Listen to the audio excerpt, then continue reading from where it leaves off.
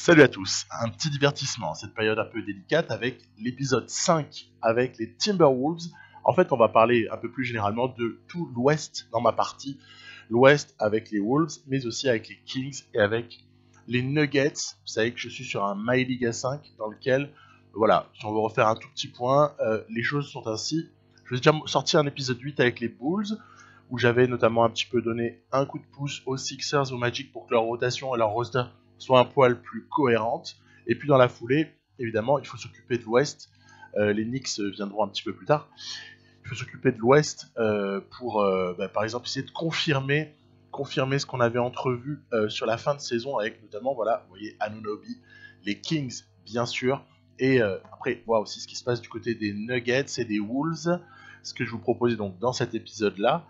Et en parallèle, on aura donc voilà, hein, regardez, ça c'était les images du panier pour la victoire raté par Jokic. En plus, ça fait gamelle. C'était vraiment malchanceux, surtout que derrière les Clippers sont allés en finale NBA. Et donc en fait, le coup n'est pas passé loin du tout hein, pour les Nuggets. C'était quand même pas non plus dégoûtant. Hein. Et voilà, et dans un deuxième temps, je vous proposerai l'épisode 8 des Knicks, où on regardera un petit peu plus la situation à l'Est. Alors après, à l'Ouest, comment ça se passe l'histoire? C'est qu'il y a eu une énorme progression des Kings. Ils font quand même plus 17 victoires. Là où les Nuggets se sont, on va dire, maintenus. Et là où les Wolves ont été en léger progrès. Quand même plus ou moins, quand même plus 5. Hein. Les Kings, ils ont fait un énorme bond au niveau offensive et defensive rating. Donc on va commencer par eux, puis aussi pour l'ordre alphabétique, avec pas grand chose à espérer à l'été 2021 dans ma partie pour cette équipe des Kings qui se retrouve avec deux choix qui sont 31 et 56. Alors on va pas se faire un mystère, à 31 des fois on peut avoir un bon joueur, c'est Petrousev qu'on aperçoit là. À 56 c'est délicat avec ce jeune Barry que je ne conserverai pas. Bien évidemment, Petrousev je l'ai quand même conservé. Bon, on verra bien ce que ça donne, c'est un contrat de deuxième tour, hein, donc il n'y a pas non plus le feu. Après, il y a toutes les options et qualifying juste avant, je vous avais montré. Du côté des options, ce qu'il y a à retenir, c'est que Corey Joseph et Deadman ne vont pas être conservés. On va pas activer les options. On voit qu'il y a deux petits jeunes, Jeffries et Lewis, en lesquels on a envie de croire, au cas où, on sait jamais. Puis après, c'est sûr, je conserve vraiment l'ossature de l'année précédente pour arriver assez rapidement à la free agency de ces Kings qui doivent re-signer leur meneur, star, superstar presque, De'Aaron Fox, peut-être star quand même, on va se calmer. De'Aaron Fox, en tout cas le franchise player de cette équipe à ce stade-là. Je vais aussi évidemment solidifier le contrat de OG Anunoby puisque il est exactement le profil que je cherchais comme ça en sortie de banc pour le moment derrière Barnes. Et puis il y a aussi à prolonger le contrat de Bogdan Bogdanovic qui, on a de la chance, n'est pas des masses gourmand. Je vais aller prendre avec mon exception, je vais aller prendre Harris Pascal, pour essayer de voir s'il y a possibilité après de l'inclure dans la rotation ou pas, on verra. Parce que Bjelica est un petit peu vieillissant, ce qu'on va voir tout de suite là par rapport aux progressions. Donc DiVincenzo va pouvoir être un solide backup.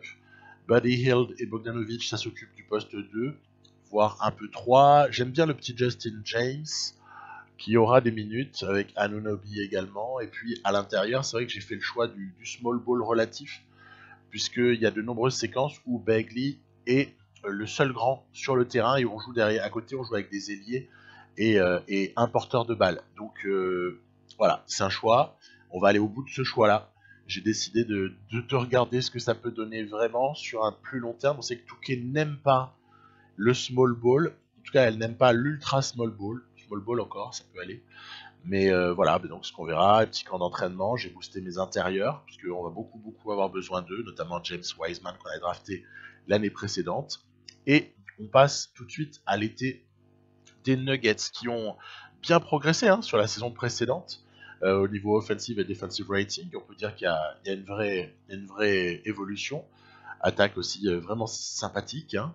Alors le staff, toujours important quand même de surveiller tout ça, parce que préparateur physique, vous voyez, j'ai gardé avec B, mais attention, B, déjà ça vous donne un camp d'entraînement en moins que si le mec avait A par exemple, ça favorisait quelques blessures parfois par rapport à A toujours. Hein. Donc le préparateur physique il a un impact incroyable. Hein. Bon bref, Lidl a été pris avec le vrai choix des Nuggets, 28, hein, puisqu'ils avaient terminé très très haut dans l'Ouest. Donc on est allé chercher comme ça cette fin de premier tour avec un joueur qui, on sait jamais, peut s'avérer très correct en sortie de banc, surtout qu'on n'a pas beaucoup, vous allez voir, on n'a pas beaucoup d'options vraiment de qualité en sortie de banc, parce que avec les Nuggets, je me suis cassé la tête pour savoir si je continuais comme ça ou si je faisais exploser.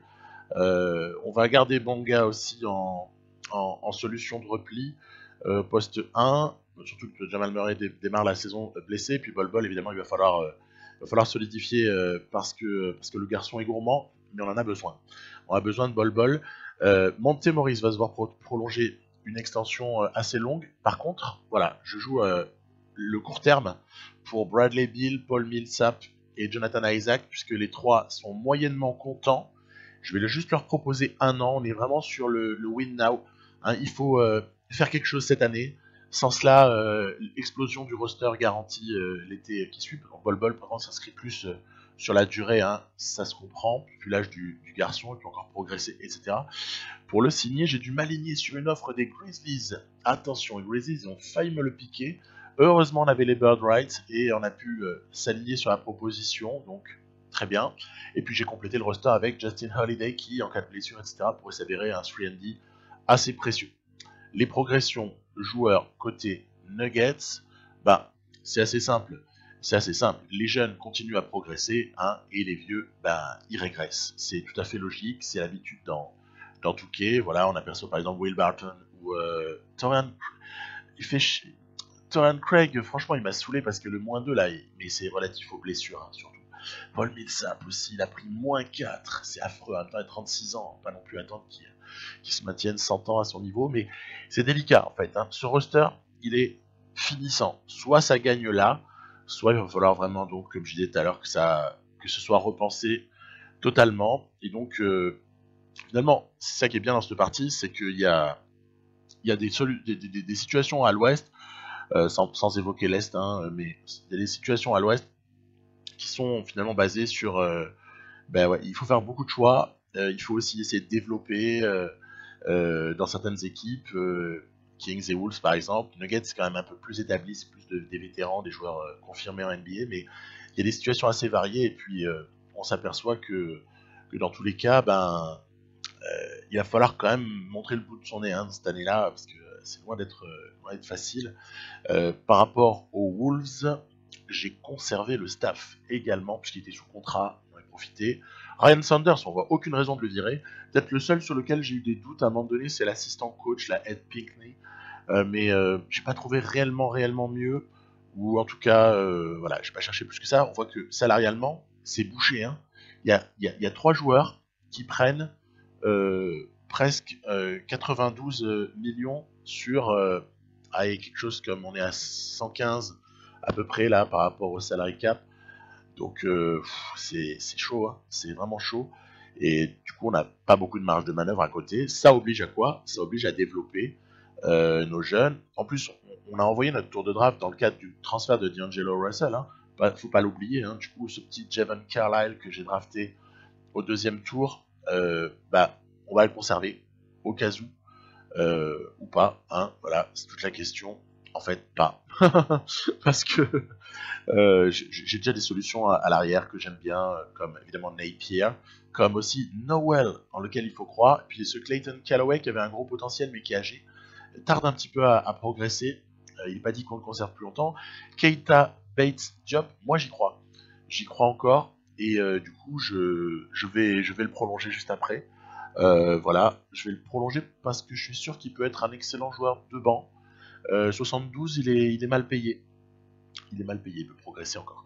Nicolas Batum, voilà, on a recruté un vétéran qui peut boucher pas mal de trous dans notre équipe, dans le sens où il est très polyvalent, Nico, et puis ce serait une jolie fin de carrière de jouer un vrai rôle dans l'émancipation d'une équipe, par exemple comme celle-ci, comme les Wolves. Donc le roster est clair, Russell Napier, Culver homme fort, hein, de ce roster, faut pas l'oublier, il est en grosse progression. Okogie en sortie de banc, c'est précieux. Andrew Wiggins, je l'ai encore, oui, c'était le choix, hein, de la partie. On croit encore en lui largement, et puis évidemment un autre sur lequel on fonde beaucoup d'espoir, mais ça c'est sur le un petit peu plus long terme, c'est Sharif O'Neal, qui doit pouvoir occuper avec Naz Reid ce poste 4 avantageusement. Franchement, je crois vraiment en ces deux-là, ainsi que Bates Diop en sortie de banc. Donc voilà, un petit roster qui est bouclé comme ça. On est vraiment sur la continuité. Je voulais pas tout bouleverser là non plus, parce que je trouve que c'est trop facile sur Touquet de tout casser et d'aller comme ça se fabriquer une équipe ultime. Hein, on le sait tous. Du coup, on préfère aller un petit peu plus doucement dans la progression et puis surtout faire confiance aux joueurs, on va dire majoritairement des joueurs qui étaient là au départ. Ça évolue, bien sûr, le roster évolue, mais voilà, ça a été ça mon état d'esprit. Donc, par rapport à ces camps d'entraînement, vous avez vu ce que j'ai pu faire et on va donc pouvoir passer. Ben oui, le point a été fait sur l'été des Kings, des Nuggets et des Wolves.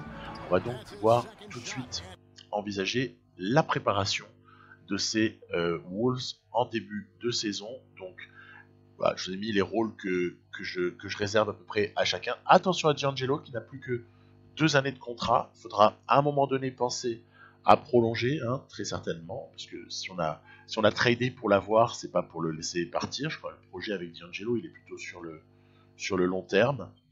Et voilà, il y a comme ça des joueurs donc, qui doivent être très intéressants. Okogie, par exemple, je compte beaucoup dessus. Culver, il est dans le 5, hein. Mais Okogie en sortie de banc, c'est un peu notre monsieur Shreyandi qui peut apporter beaucoup de choses sur certaines situations. Et voilà, donc Jared Culver, c'est presque à ce stade-là un trio, hein, moi j'ose le dire. Wiggins, c'est que le 4e homme fort, hein, de cette équipe. À ce stade-là, c'est comme ça, puisque pour moi, Culver a dépassé Wiggins dans la hiérarchie de l'équipe, et on a évidemment Karl Anthony Towns et D'Angelo Russell au poste 5 et 1, mais derrière, voilà, il y a Wiggins, Culver, et puis ce petit Sharif O'Neal, voilà, c'est pas trop Sharif O'Neal, comment est-ce qu'il va vraiment sortir de la prochaine draft, si elle a lieu. Est-ce que finalement il avait été surévalué dans cette classe de draft là, ou est-ce que non, ça devrait être assez correct, proche de ça. On sait pas, on verra bien. En tout cas, il a un nom qui nous parle tous, hein, les amoureux de NBA, et on verra bien. Moi j'aime bien Naz Reid, je le trouve intéressant tant dans le jeu que dans ce qu'on a pu observer de lui de ci de là quand il jouait, et il a eu comme ça des minutes avant que la saison se stoppe. Naz Reid, vraiment intéressant. C'est un joueur super cool. Et moi, évidemment, j'ai gardé Deng, hein, puisque j'ai pas tradé pour lui. Alors que les Wolves, évidemment, ne l'ont plus, puisqu'il est du côté des Grizzlies, IRL. Bon, ben voilà. Mon roster, il est de plus en plus éloigné, fatalement, de la réalité de ce qu'on a pu connaître dans les dernières semaines de NBA. Mais je l'assume. Wiggins, j'avais envie de le garder, c'est un choix. Dès qu'on pourra le re-signer, éventuellement, on re-signera. Et surtout que mon petit doigt me dit qu'il sera moins gourmand que ce qu'il ne l'avait été jusqu'alors, donc on va en profiter. Le Big 3, c'est ce que je vous disais, pour moi on a un Big 3, derrière il y a Wiggins qui est quand même un drôle de bon joueur pour une 4e option, et même Sharif O'Neal également, hein, quasiment à égalité au niveau du partage des ballons, avec peut-être un peu plus de ballons à Wiggins. On établit donc une rotation qui n'est pas du tout originale, hein. Vous voyez, je donne des petites minutes à Noel et Bates Diop. J'y tiens absolument à donner du temps à ces deux-là, même si ça me fout en l'air peut-être certains matchs ou certaines séquences, parce que défensivement, c'est peut-être un petit peu moins performant, surtout Noel. Mais c'est un super shooter à 3 points, Noel. Donc c'est toujours utile dans une équipe d'avoir des shooters. Et même s'ils sont un petit peu mauvais en défense, on sait qu'il y en a à peu près partout en NBA, des gars comme ça, avec ce profil. J'ai fait un choix, même si on n'est plus sur la rotation, je le dis, j'ai fait un choix important, c'est que j'ai mis Towns et Russell sur les mêmes séquences de match. Voilà, je mise vraiment sur de la complémentarité entre les deux, et quand Towns et Russell se reposent, c'est-à-dire 15 minutes sur les 48, là c'est Bala Culver et présence de Wiggins. Voilà. Donc il y a comme ça deux teams pour que les rotations puissent se passer convenablement. On va comme ça choisir un style de jeu adapté à notre jeunesse. On va essayer de jouer rapidement. Voilà, j'avais aussi fait ce test-là avec mes Spurs là très récemment dans un épisode, je vous avais montré. J'essaie de jouer rapide. On va voir un petit peu ce que ça donne. Et puis aussi évoquer le cas des Nuggets, puisqu'il va y avoir tout de suite ensuite un match entre les Wolves et les Nuggets. Donc c'est parfait. On peut regarder tout de suite ce qui s'est passé au niveau de la préparation déjà. On sait que Jamal Murray était blessé depuis le mois d'avril ou mai précédent, et c'était une grave blessure, donc voilà. Et puis je suis vraiment dans l'interrogation. J'ai prolongé certains joueurs, comme j'ai dit avant, Millsap, Isaac et Bill, d'une année, mais très honnêtement, j'y crois de moins en moins. Je crois de moins en moins à ce projet. Il n'est pas dit que ça n'explose pas. Si on avait par exemple un bilan très décevant juste avant la trade deadline, même cette année-là, je n'exclus pas de faire sauter le roster, ou au moins déjà sur ces contrats expirants, de trouver des trades les moins irréalistes possibles ou les plus réalistes. On a Jeremy Grant, c'est intéressant. C'est une option très intéressante au poste 3-4, 4-3 peut-être, même si on le voit de plus en plus occuper un poste 5 par séquence dans les matchs, mais pour moi ça reste encore un poste 4 ou 3, et voilà, puisqu'il a les qualités athlétiques, etc. C'est un très bon défenseur, un shooter à 3 points, on peut vraiment l'utiliser en 3&D parfait, Jeremy Grant. Donc rotation pas surprenante du tout, Ball dans le 5 c'est une évidence vu sa note, et derrière beaucoup de minutes pour Grant, et aussi quand même un vrai rôle pour l'ami Paul Millsap sur des minutes réduites, puisqu'il est âgé en plus, sinon ça le fatigue. Et Will Barton, pareil, en tant que vétéran, il apporte, mais sur des moments assez précis. Je privilégie là le pick and roll entre Morris et Jokic. Voilà, ça veut dire que sur les autres séquences, il va falloir que Murray Bill se débrouille. En tout cas, c'est ce que j'ai fait au départ. Voilà, après on verra bien. Si ça fonctionne pas, je rebascule sur du pick and roll Murray Jokic. Mais a priori, j'ai essayé plutôt d'associer Morris avec Nico Jokic. Pourquoi ? Parce qu'en fait, Jokic, c'est un énorme pourvoyeur de points, de passes, c'est un créateur, malgré son poste. Hein. Et Murray, c'est quand même une forme de créateur aussi. Et du coup, je me dis que Murray est capable de se créer son shoot. Bill aussi. Donc c'est pas mal de répartir en fait les temps de jeu des créateurs et surtout leur utilisation dans le match. Je vous avais dit, c'est pour ça que j'ai calé là ici la prépa des Nuggets entre la prépa des Wolves et le premier match, puisque ces deux équipes s'affrontent immédiatement. Et donc, pour suivre la logique de mon épisode, hein, parce que il y a un parti pris, c'est les Wolves. Suivre donc sous l'angle des Wolves principalement, c'est mon cas. Pourquoi ? Déjà parce que les Nuggets, on sait de quoi ils sont capables, plus ou moins, il n'y a plus qu'à essayer de le prouver. Et les Kings, on aura le temps aussi d'en parler, ils seront aussi pas mal présents dans cette vidéo. Donc, match où je pris le contrôle, évidemment des Wolves, hein, toujours le contender, on va dire, dans cette config-là. Je prends l'équipe supposée la plus faible, et c'est pas mal du tout ce début.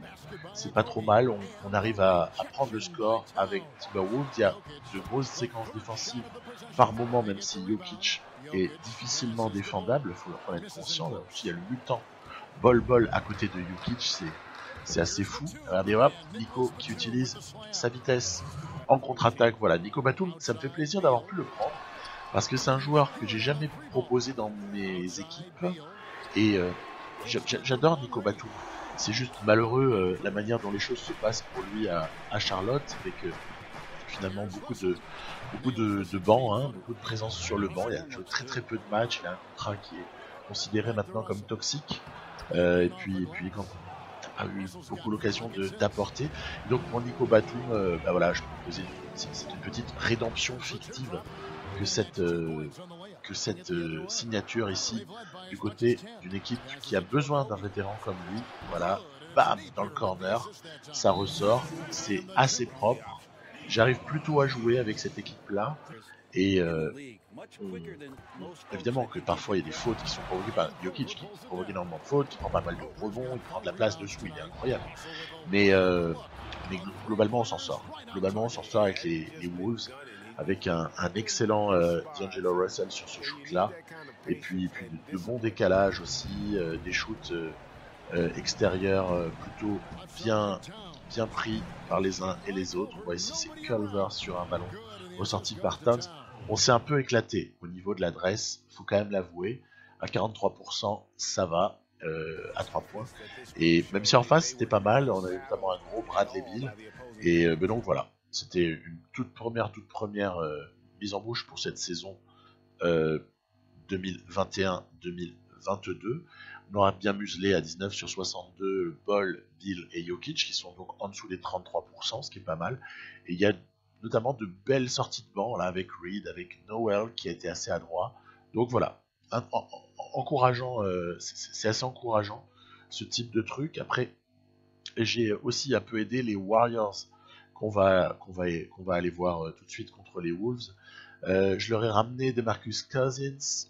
On est resté autour de Curry, Thompson, Covington, Green, avec ce très très bon joueur en sortie de banc qui est Nico Mannion, et un bon backup pivot aussi en la personne de Kevin Looney. Voilà, donc c'est sûr que Evans, Lee, McKinney, Jordan Poole, c'est pas exceptionnel, mais en même temps on est bloqué aussi au niveau de la masse salariale, ce qui fait que voilà, j'avais trouvé un contrat assez correct pour Cousins, un contrat plutôt mérité au final pour Kevin Looney à 80, et puis évidemment une prolongation dégressive, l'homme est généreux, pour Steph Curry, histoire de solidifier sa présence aux Warriors. Il est hors de question qu'on le voit ailleurs, de mon point de vue. Et pareil, j'avais aussi prolongé Klay Thompson. J'avais assuré en fait la pérennité de ce roster. On se souvient que la présence de Aminou est un vestige du trade qu'on avait fait avec les Wolves contre les Warriors. Et du coup, match intéressant. Moi, j'aime bien cette config-là pour les Warriors.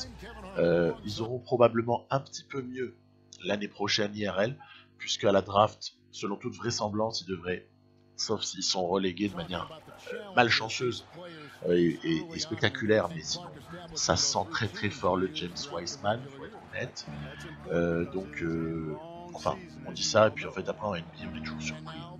Mais a priori la logique voudrait que, mais on sait jamais, ça se trouve ils vont trader leur pick, et puis peut-être ils vont aussi envoyer Wiggins avec un très bon choix de draft contre un très bon joueur confirmé.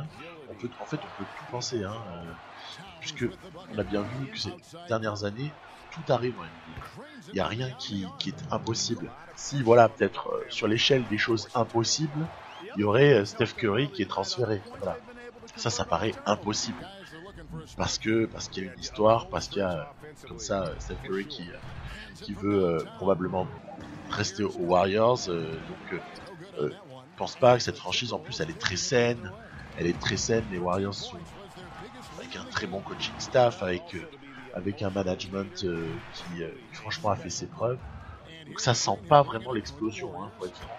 Du coup, pour moi, Klay Thompson et l'ami Steph Curry, ça reste sans discuter. Allez, joli, voilà. Oh, dommage, il y avait une coupe vers le panier de Reed. Heureusement, c'est Culver qui a remis.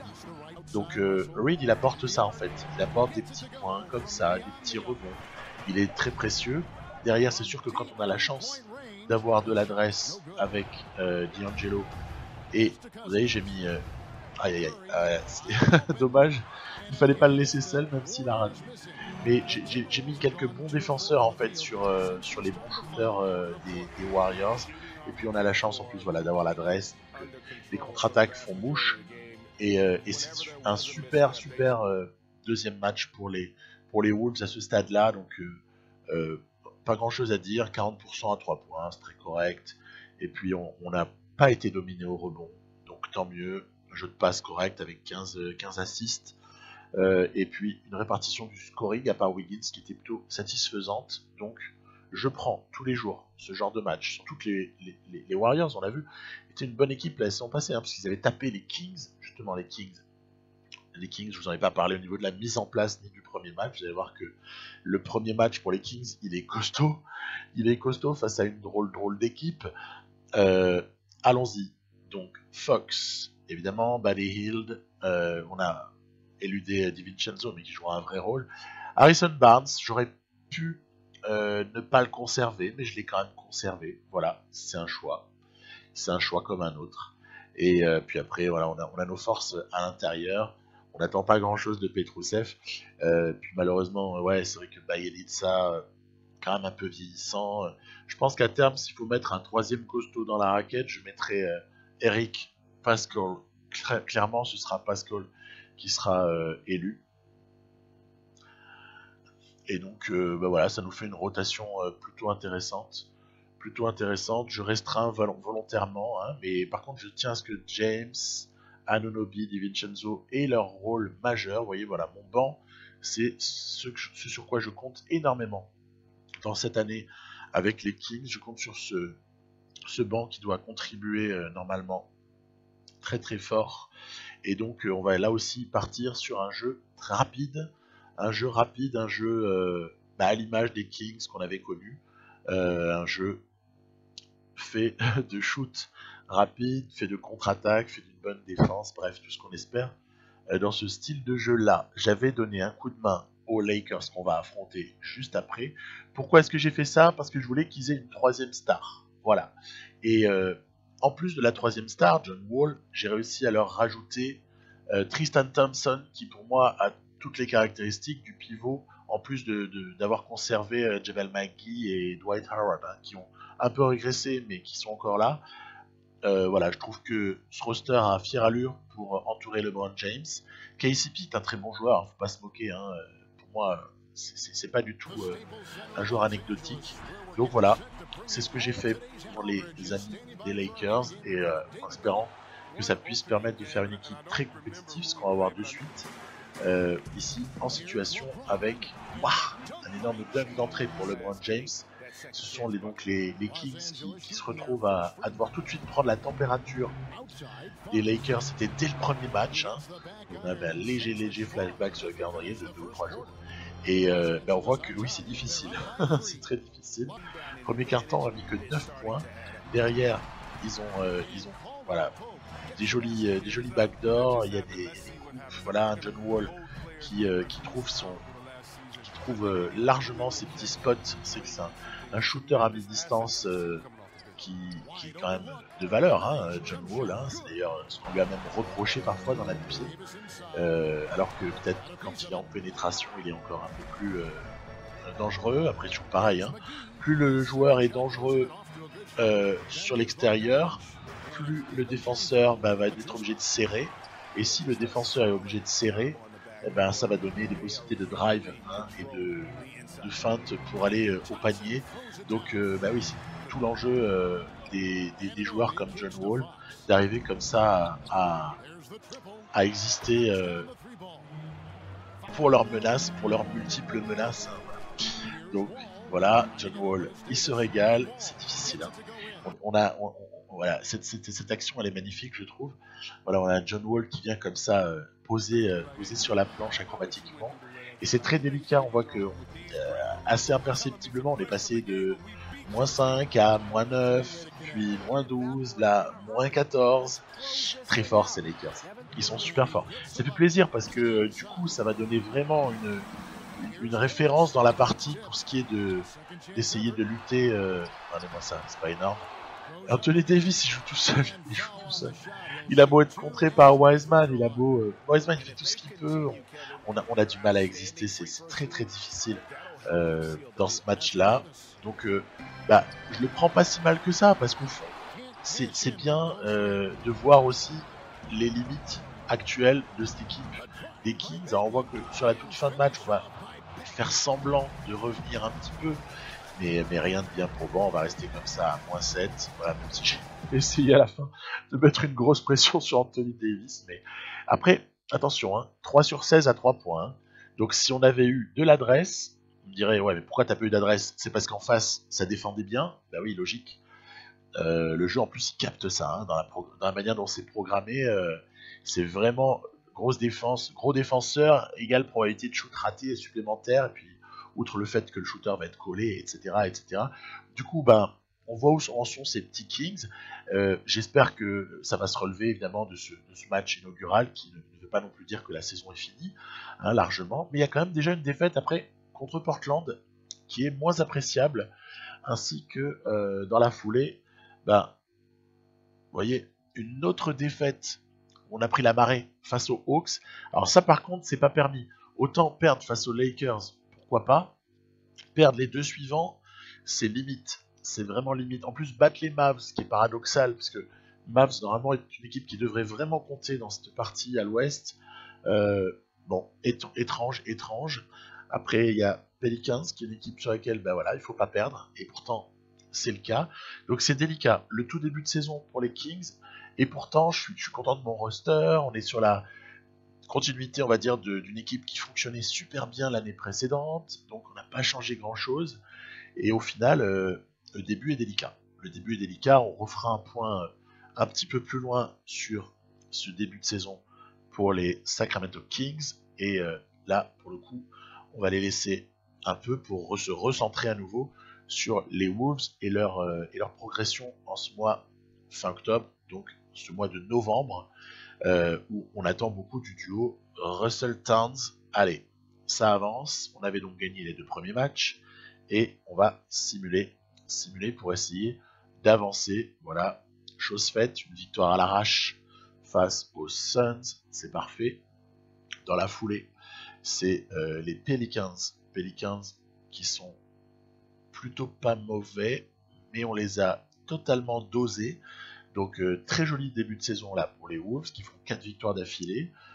Là, il faut les déplacements côté de San Antonio qui là non plus n'arrive pas à faire face. Ok, c'est intéressant. 5 victoires d'entrée, c'est plutôt bien pour les Wolves, mais ça n'est qu'un début. Déplacement du côté de Miami qui arrache ce match. Tiens, dommage, première défaite pour les Wolves. C'est un peu regrettable pour un point. Après, il y a ces Wizards dont je vous parlerai dans l'épisode avec les Knicks. Wizards que j'ai un peu rendu un peu plus cohérent. J'ai pas ramassé des stars, hein, mais j'ai apporté quelque chose au niveau surtout aussi du roster, des minutes, etc. Et on voit que ça paye assez immédiatement. Les Sixers, j'avais tenté quelque chose, mais manifestement ça marche pas à tous les coups. Et puis il y a aussi voilà le Jazz qui a accueilli notamment Tobias Harris à l'intersaison. Match face à Orlando qui s'est aussi renforcé, joue une carte un peu plus jeune. Ça, je vous avais montré dans l'épisode des Bulls où il y a vraiment un roster prometteur, hein, du côté d'Orlando qui a enfin réussi à passer un cap par rapport à alors j'y vais pas, parce que c'est pas évident. Finalement, quand vous avez Vucevic, Bamba, ils peuvent pas trop jouer ensemble, il faut faire un choix à un moment donné. Donc le choix a été fait. On voit que pour les Wolves, c'est moyen. Hein. C'est moyen. Après un super début, on se retrouve seulement, j'ai envie de dire, à l'équilibre. À 6 et 6. Donc c'est vraiment dommage. Et même si on est un peu plus honnête, on va dire 5-0, puis 1-7 maintenant. Hein. On est donc à 7 victoires, à 7 défaites sur les 8 derniers à ce stade-là. Bah tiens, une 8e défaite sur les 9 derniers. Ça fait mal. On va retrouver les Warriors qu'on avait réussi à battre quasiment au tout début de l'année. Warriors contre lesquels ça va, on a réussi à le prendre. Et du coup, le bilan est un peu contrasté. 7 et 8, mais avec une très mauvaise série derrière. Je suis inquiet pour mes Wolves, alors que le tout début pouvait inciter à l'optimisme. On pouvait se dire, ouais, c'est bon, tranquille. Ben, pas du tout. Alors après, du côté des Kings, comment se passe aussi ce tout début de saison? Ben, on a perdu Buddy Hield à la mi-novembre, ce qui a obligé à donner plus de minutes à DiVincenzo. Alors Jeffries là, parce que James est blessé, mais j'ai titularisé bien évidemment Bogdanovic, hein, c'est normal. Et du coup, bah, on va avoir un impact, hein, parce que je vous dis qu'à la mi-novembre, le bilan n'était pas génial. Et puis on s'est retrouvé du coup à devoir se passer de Buddy Hield. Qu'est-ce que ça va donner en termes d'impact sur les victoires? Eh ben, c'est pas dit que ça aille moins bien, en fait. On n'en sait rien. On n'en sait rien, parce que Bogdanovic peut apporter ce que Buddy Hield apporte, même si c'est pas le même joueur, mais c'est quand même... c'est pas forcément foutu.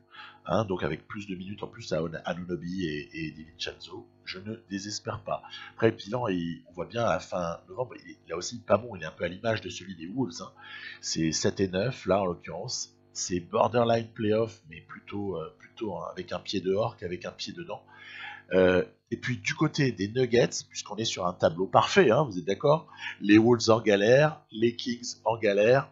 Écoutez, il fallait bien que les Nuggets viennent compléter le tableau et qu'on soit tous les trois en galère, sinon ce serait pas marrant. Et donc ça apporte un petit peu plus de piment dans la partie. C'est un petit peu plus drôle que si on était 1-2-3 à l'ouest, par exemple, avec donc retour de Murray. Ça a fait mal, hein, la blessure de Murray, elle a fait hyper mal à tout le monde dans cette équipe. Et du coup, je suis content de le récup. Et ce qu'il faudra, c'est essayer d'avoir cette équipe au complet, en fait, parce qu'on va vite se rendre compte qu'elle est quasiment jamais au complet. Il y a toujours quelqu'un qui manque, et souvent quelqu'un d'important. Moi, je resserre la rotation à ce stade-là, logique, parce que y a le feu, hein, il y a le feu. Même avec ce bilan-là aussitôt, ok, il faut pas paniquer, mais c'est quand même pas bon, et donc il faut essayer de resserrer un petit peu tout ça, donner plus de minutes aux joueurs les plus importants pour un bilan, vous voyez ici, là, qui est là aussi négatif à la fin novembre. Bilan négatif à 7 et 10, même s'il y a un léger mieux depuis 5 matchs. On est à 3 et 2 sur les 5 derniers. Mais ça reste quand même pas génial du tout. Du coup, pour les Nuggets, il va falloir, là encore, voilà, muscler un peu le truc. Vous voyez, mes équipes, elles sont presque avec le même bilan en fin novembre, c'est rigolo. Des équipes totalement différentes qui sont avec le même bilan. Et donc, voilà, on voit que ça continuerait plutôt pas trop mal du côté de Denver, même si non, ça va, on le prend face aux Pistons, et on revient sur le fil conducteur de la partie, c'est-à-dire les Timberwolves qui avancent, on va bientôt jouer un match avec eux. Ce sera pas contre les Suns, ce sera évidemment celui d'après contre les Kings, hein, logique. On va quand même profiter d'avoir deux équipes de la partie sur le même terrain pour proposer le match. Regardez, quel dommage. Blessure de mon petit Bates Diop, c'est dommage parce que honnêtement j'avais envie qu'il ait ces 12 minutes pendant toute une année pour peut-être monter son overall vers les 74, 75, après on s'attend à ce qu'il plafonne, hein. Mais au moins voilà, du temps de jeu, et ben non, voilà, blessé très longtemps, donc voilà, il va falloir faire une croix sur lui. Après des solutions, on en a, hein, des solutions de repli, mais c'est dommage pour le joueur, voilà, et donc on voit que il y a un choc au pas du tout sommet entre les Wolves et les Kings. Kings qui sont à l'équilibre et Wolves qui sont presque. Donc j'ai joué avec les Wolves, hein, toujours pareil, pour regarder l'angle de vue. Vous voyez, super saison de De'Aaron Fox à titre personnel. Il est pas loin des 9 passes et 24 points, donc c'est pas mal. C'est des stats de All-Star, hein, probablement.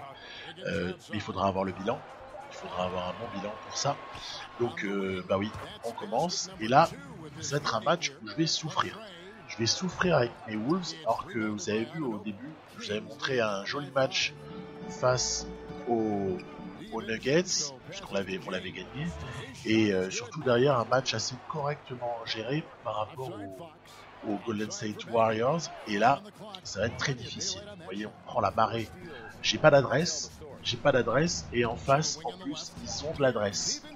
Je suis pas surpris, hein. Enfin, l'équipe en face est pas si mal construite que ça. En tout cas, moi j'y crois énormément. C'est très personnel. Et regardez ce qu'on rate, hein. On rate des choses qui sont pas possibles de rater sous peine de se prendre une fessée, hein. J'en ai montré un, j'aurais pu en montrer 5 ou 6. Des shoots comme ça qui, peut-être ma faute, hein, bien évidemment, hein. Quand je rigole un peu, hein, quand je dis que c'est la faute d'un tel ou un autre, c'est surtout la faute du Gonz qui a la manette en main, hein, clairement, on va pas se mentir. Mais voilà, vous voyez, il n'y a rien qui sourit, c'est un peu à l'image de cette action.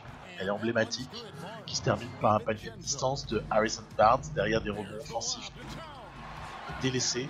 Et alors c'est sûr, on peut exister dans les séquences de pick and roll entre Towns et Russell, mais tant qu'on n'aura pas d'adresse, de toute façon l'histoire elle sera la même, hein. C'est qu'on sera en pleine déconfiture. Il y a Napier qui va s'y essayer, il y a Okogie, il y a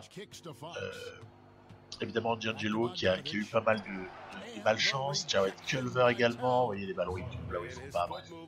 On a bien compris, c'est un mauvais rêve. Il va falloir bientôt se réveiller 1 sur 10 à 3 points, je vous ai pas menti. L'histoire elle est là. Et puis, enfin elle est pas que là, hein, elle est pas que là, elle est aussi parce qu'il y a une équipe très solide en face avec un Bagley qui a dominé le 4, même si c'était pas en confrontation totalement directe, mais quand même. Il y a eu une grosse domination de Bagley in the paint, un match cataclysmique de D'Angelo Russell et Wiseman en taulier absolu avec De'Aaron Fox. Ok, peut-être que ces Kings sont lancés, mais par contre pour mes Wolves, c'est la difficulté. Hein. On est vraiment en galère, c'est le moins qu'on puisse dire.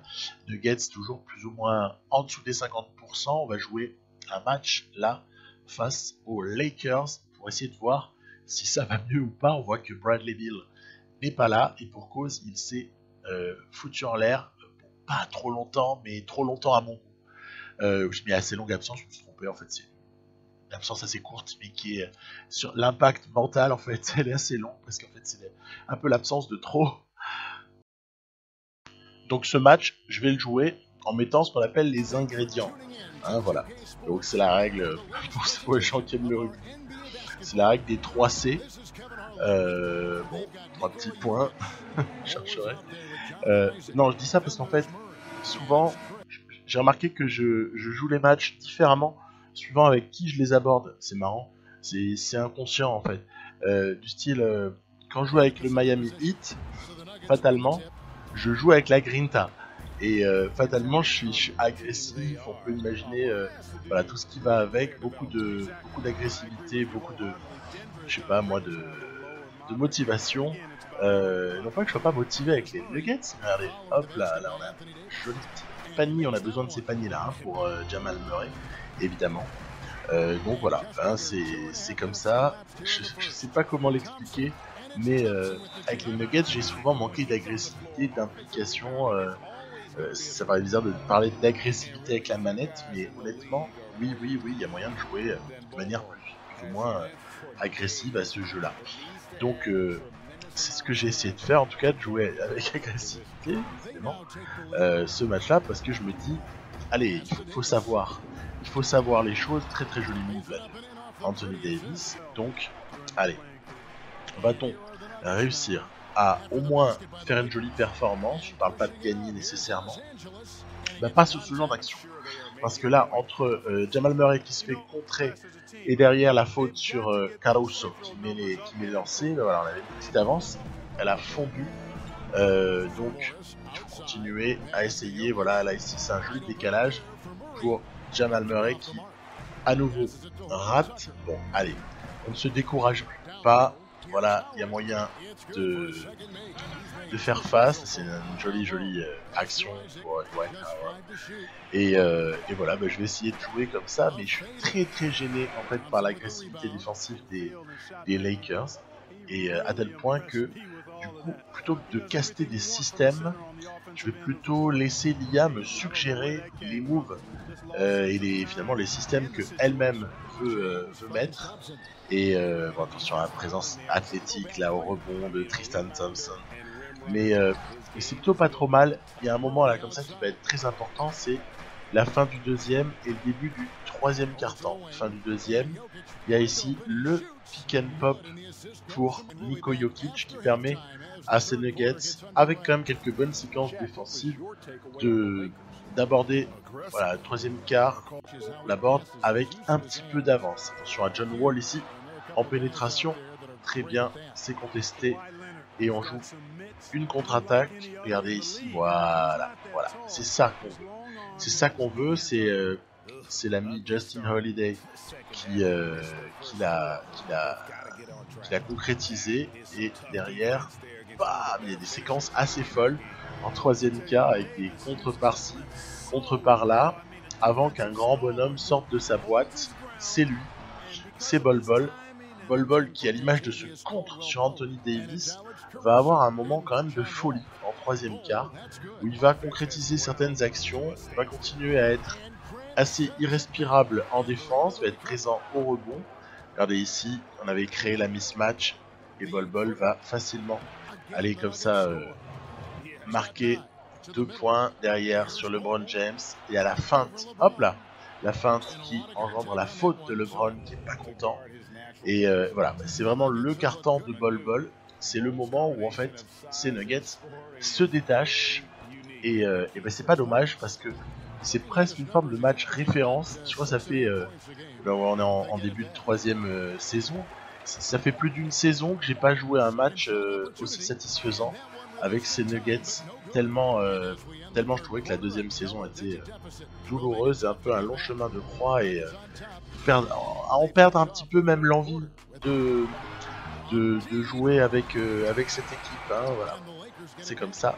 Le mutant Anthony Davis, en tout cas, c'est en train de revenir. Avec ce type de match, c'est en train de revenir. La motivation est forte. Anthony Davis, très présent. Et là, c'est BAM. Ok. Non, c'est pas Bam Adebayo, c'est bol au carré. Mais n'empêche que il fait le taf, même s'il fois, voilà, il y a une petite faute. Il n'est pas encore à son sommet, je tiens à le dire. Mais il est quand même amené encore à faire un sacré progrès. On a une avance qui est en train de fondre un petit peu là, en ce 4e quart-temps. Les Lakers peuvent avoir des super bonnes périodes. Hein, et dans ces cas-là, il y a intérêt à mettre des shoots. Et c'est ce qu'on ne fait pas. Et du coup, qu'est-ce qui va se passer? Inéluctablement, c'est le retour. Voilà, ici, à moins 4. Pour les Lakers, c'est 1,39. Je prends un temps mort, tant pis. Et on va là encore regarder. Petit shoot pour Niko Jokic, qui de nouveau ne marque pas. Ce qui fait une contre-attaque pour les Lakers. Et cette contre-attaque va se terminer super facilement, parce que la défense a été totalement absente. Ils reviennent à moins 2. Allez, je vais laisser la continuité, parce que là, c'est le moment où il faut proposer quelque chose de correct. Donc, qu'est-ce qui va se passer? C'est notre ami Craig qui va être servi, mais il n'a pas du tout distancé Caldwell Pope. Du coup, balle au poste. Qu'est-ce qui va se passer? Est-ce qu'ils vont prendre à 2? Bah non, ils ne vont pas prendre à 2. Niko Jokic, puisqu'il a été très maladroit et très mauvais depuis le début du match. Et Niko Jokic nous fait passer au meilleur des moments à plus 4. Derrière, ce sera une petite série de shoots un peu désespérés qui vont être ratés. Et on va prendre cette victoire très importante, donc victoire de référence pour ces Nuggets en fin d'épisode. Les Nuggets, peut-être, sont lancés. Et moi, à titre personnel, je sais avec quelle agressivité il faut que je joue quand j'ai la manette avec ces Nuggets. Ça sert à rien de la jouer trop, je dirais, propre. Voilà, trop propre, trop facile. Non, il faut aller au mastic, il faut aller au combat. Il n'y a que comme ça qu'on s'en sortira. Voilà. Donc, on a bien tenu LeBron. Ça, c'était le travail de John Isaac. Et John Wall aussi a été pas trop mal maîtrisé. Alors, Anthony Davis, c'est plus délicat. Et de notre côté, il y a du gros bol-bol, ainsi que Morris également. Donc, les bilans sont assez serrés. Hein. Les Kings à 11-10, les Nuggets à 10-11. Tout ça est vraiment hyper serré. Je jouais juste, voilà, encore faire avancer un chouïa de le calendrier avant de boucler l'épisode. Donc voilà, victoire sur Toronto pour les Timberwolves.